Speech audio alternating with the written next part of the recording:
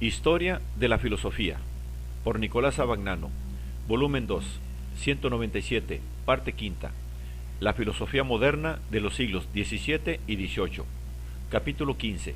Kant, 528. El juicio estético.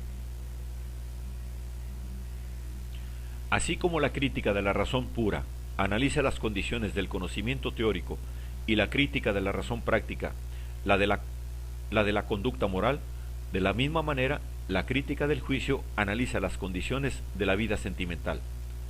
Con la tercera obra de Kant, hace su ingreso en la filosofía esta nueva categoría, desconocida en la división tradicional de las potencias del alma, fundada en la distinción entre facultad teórica y práctica.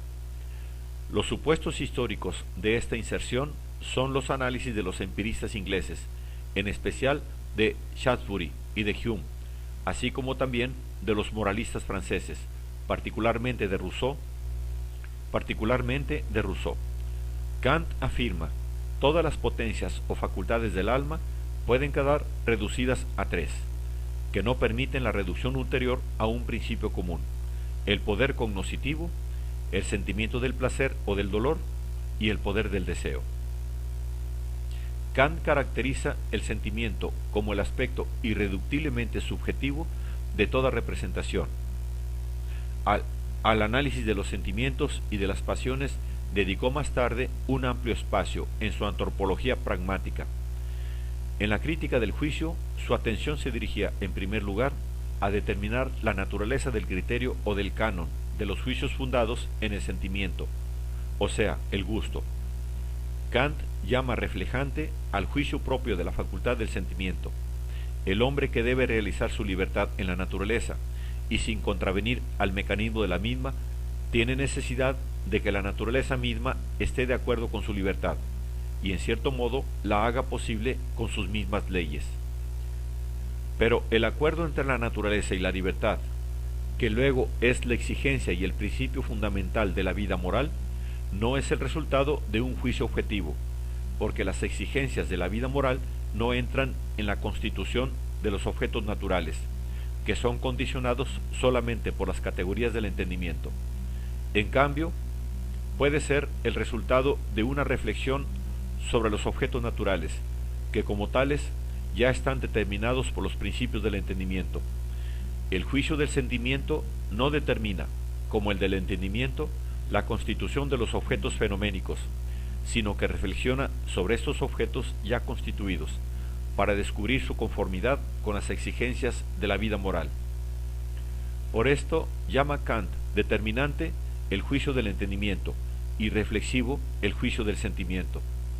Ahora bien, aquella conformidad puede ser aprendida inmediatamente sin la mediación de un concepto, y entonces es un juicio estético, y puede ser pensada mediante el concepto de fin, y entonces el juicio es teleológico.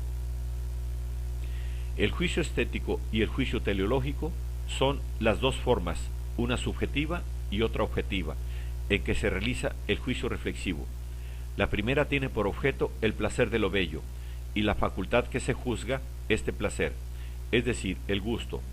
La segunda tiene por objeto la finalidad de la naturaleza, que expresa la conformidad de la naturaleza misma con las exigencias de la libertad, o sea, de la vida moral del hombre.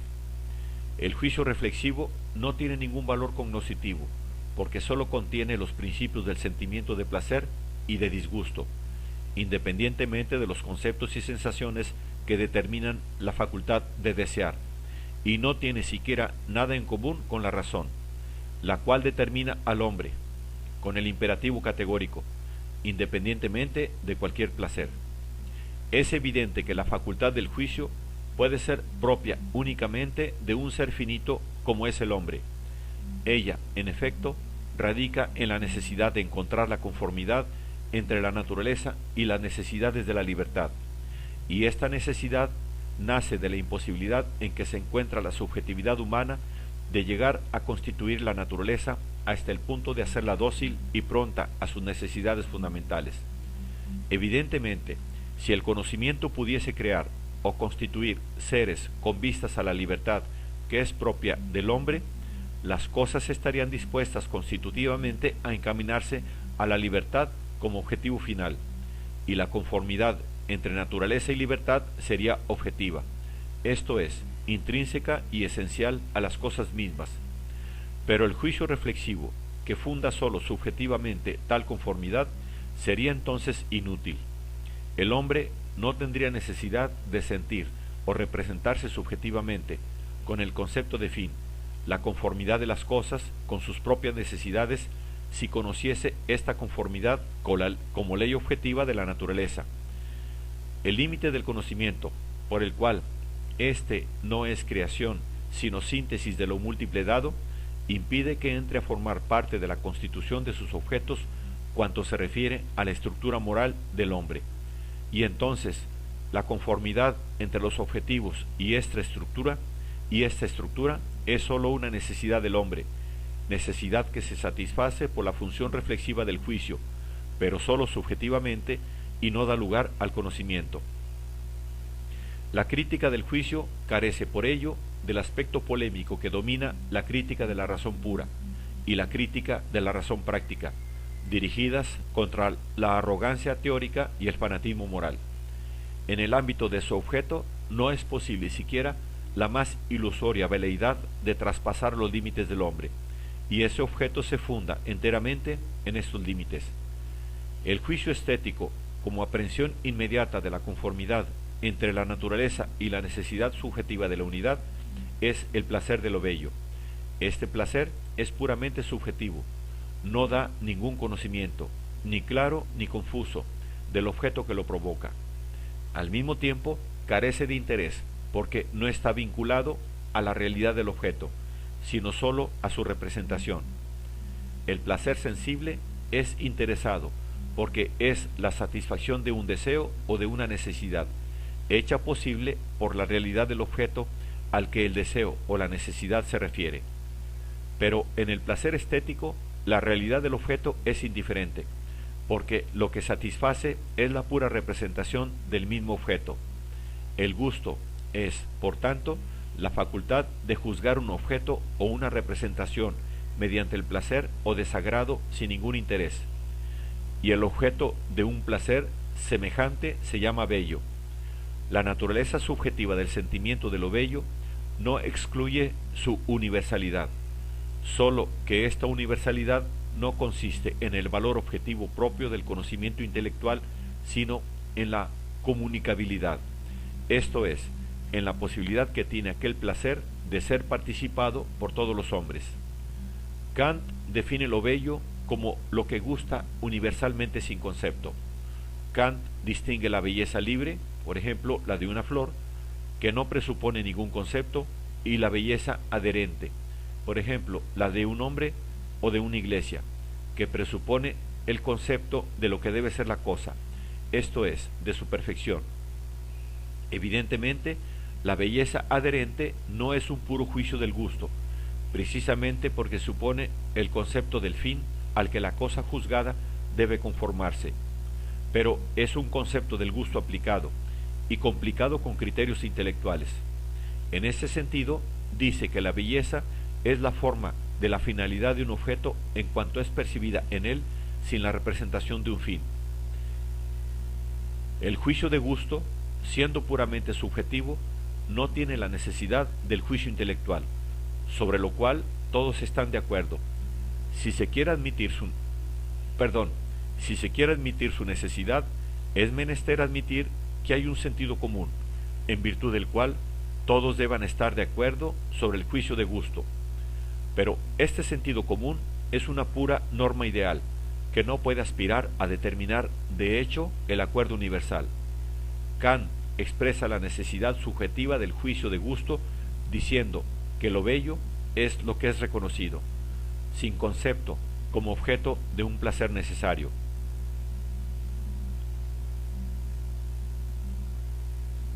El sentimiento estético, como sentimiento de lo bello, tiene, como se ha visto, su raíz en la impotencia del hombre como sujeto moral frente a la naturaleza, y transforma esta impotencia, aceptándola como tal, en una facultad positiva, la que garantiza subjetivamente la conformidad entre la naturaleza y la libertad, por aprehensión inmediata de la finalidad de la naturaleza. Este carácter del sentimiento estético se revela aún más claramente en el sentimiento de lo sublime. Este sentimiento se suscita por la grandeza desmesurada de la naturaleza, sublime matemático, o por su desmesurada potencia, sublime dinámico. La grandeza desmesurada de la naturaleza determina en el hombre la conciencia de su insuficiencia para apreciarla mediante los sentidos, y por tanto un sentimiento de pena. Pero el reconocimiento de esta insuficiencia, conformándose con las ideas de la razón, que establece precisamente el límite de la sensibilidad, transforma la pena en el placer del sentimiento de lo sublime. La cualidad del sentimiento de lo sublime, dice Kant, es que es, en relación con un objeto, un sentimiento de pena, que es representado a la vez como final, lo cual es posible, porque nuestra propia impotencia revela la conciencia de un poder ilimitado del mismo sujeto, y el sentimiento puede juzgar estéticamente esta última solo por medio de la primera. Del mismo modo, frente a la potencia desmesurada de la naturaleza, el hombre siente su poder reducido a una pequeñez insignificante y se encuentra aprisionado por el temor. Pero al reconocer la imposibilidad de resistir a la potencia de la naturaleza y la propia debilidad, descubre su propia superioridad y la independencia de su destino de aquel desmesurado poder, ya que, aunque debiese sucumbir, su valor propiamente humano quedaría intacto. El sentimiento de lo sublime dinámico transforma en poder humano, en superioridad de valor moral, la inferioridad física que el hombre siente al enfrentarse con la naturaleza. En general, lo sublime es definido por Kant como un objeto de la naturaleza cuya representación determina, a pensar, la inaccesibilidad de la naturaleza como representación de ideas. La crítica del juicio sigue el procedimiento y las divisiones de la crítica de la razón pura. Contiene, por tanto, una analítica y una dialéctica del juicio estético, una analítica y una dialéctica del juicio teleológico. La analítica del juicio estético contiene también una deducción de los juicios de lo bello, porque la deducción sobre los juicios de lo sublime ya está implícita, según Kant, en la exposición de su principio. En efecto, tales juicios se refieren no ya a los objetos, sino a sus relaciones de proporción o desproporción con nuestras facultades cognoscitivas, de manera que la referencia al objeto, que la deducción debería justificar, está ya justificada por el hecho de que el objeto, como pura relación de las facultades cognoscitivas, es interno a estas últimas. El juicio de lo bello, en cambio, concierne a los objetos externos y necesita de deducción. Esta deducción debe tener en cuenta el significado particular que la universalidad y la necesidad tienen en los juicios de gusto, los cuales son universales sólo en el sentido de poder ser comunicados a los demás y necesarios sólo como fundamento de un sentido común a todos los hombres. Supuesto esto, Kant establece que el juicio de gusto legítimamente puede aspirar a la universalidad, porque se funda en las condiciones subjetivas de la posibilidad de un conocimiento en general y la proporción de las facultades cognoscitivas que requiere el gusto. La requiere también la inteligencia sana y común, que se puede suponer en todo hombre. Precisamente por esto, el que juzga en cuestiones de gusto, siempre que tenga una conciencia justa de su juicio y no cambie la materia por la forma, el atractivo por la belleza, puede exigir en cualquier otro la finalidad subjetiva, esto es, el placer que nace del objeto, y considerar su sentimiento como universalmente comunicable, sin la intervención de conceptos.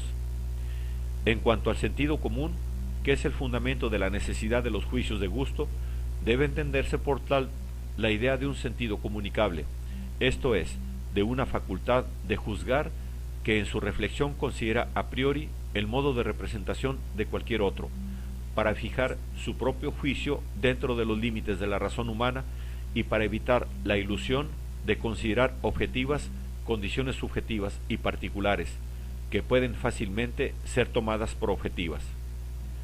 Con este propósito establece Kant tres máximas que valen para el sentido común estético y para el sentido común en general, esto es, para el uso racional y fundado de las facultades humanas. La primera máxima es la de pensar por sí y evitar la pasividad de la razón. La pasividad de la razón conduce a la heteronomía de la razón, esto es, al prejuicio, y el peor de todos los principios es la superstición, que consiste en suponer que la naturaleza no está sometida a las reglas necesarias del entendimiento. La liberación de la superstición y en general de los prejuicios es el iluminismo, y así el mismo Kant ve en su obra crítica una expresión y una exigencia propias de la Ilustración. La segunda máxima es la de pensar poniéndose en el lugar de los otros, y sirve para ampliar la manera de pensar del hombre, elevándolo por encima de sus condiciones particulares de juicio. La tercera máxima es la de pensar de manera que siempre estemos de acuerdo con nosotros mismos. Esta es la máxima de la coherencia. La doctrina del juicio estético solo se refiere verdaderamente a la belleza natural, pero Kant identifica la belleza artística con la natural y llama bello a un arte que tenga la apariencia de la naturaleza. Ante un producto del bello arte, dice, es necesario ser conscientes de que es arte y no naturaleza, pero la finalidad de su forma debe aparecer libre de toda imposición de reglas arbitrarias, precisamente como si fuese un producto de la naturaleza. La naturaleza es bella cuando tiene la apariencia del arte, y a su vez el arte no puede ser llamado bello, sino cuando nosotros, aun teniendo conciencia de que es arte, lo consideramos como naturaleza. El mediador entre lo bello natural y lo bello artístico es el genio, en cuanto disposición innata, por medio del cual la naturaleza da la regla del arte. Para juzgar la belleza de los objetos es necesario el gusto, pero para producir tales objetos es necesario el genio, el cual está constituido, según Kant, por la unión, en una proporción determinada, de la imaginación y el entendimiento, para disciplinar la libertad sin freno de la imaginación. De la imaginación procede la riqueza y la espiritualidad de la producción artística. Del entendimiento o del gusto se derivan su orden y su disciplina. Las bellas artes requieren, pues, imaginación, entendimiento, espíritu y gusto. La dialéctica del juicio estético tropieza con la antinomia, por la que de una parte se afirma que el juicio de gusto no se funda en conceptos, en cuanto no puede ser decidido mediante demostraciones, y por otro lado se afirma que debe fundarse en conceptos, pues de lo contrario no podría pretender la necesaria aprobación de los demás. La antinomia se resuelve fácilmente observando que, si el juicio de gusto no se funda en conceptos en cuanto no es un juicio de conocimiento, se funda empero en la facultad del juicio, que es común a todos los hombres, en cuanto es el acuerdo de las representaciones sensibles con un fin implícito de esta facultad. Kant hace resaltar a este propósito la idealidad del finalismo, que se revela en la belleza, como ha hecho resaltar en la crítica de la razón pura, la idealidad, la fenomenidad de los objetos de los sentidos. Así como esta última hace posible el que sean determinados por las formas a priori de la sensibilidad y del entendimiento, del mismo modo la primera hace posible la validez del juicio de gusto, que puede ostentar la universalidad, aun cuando no se funda en conceptos.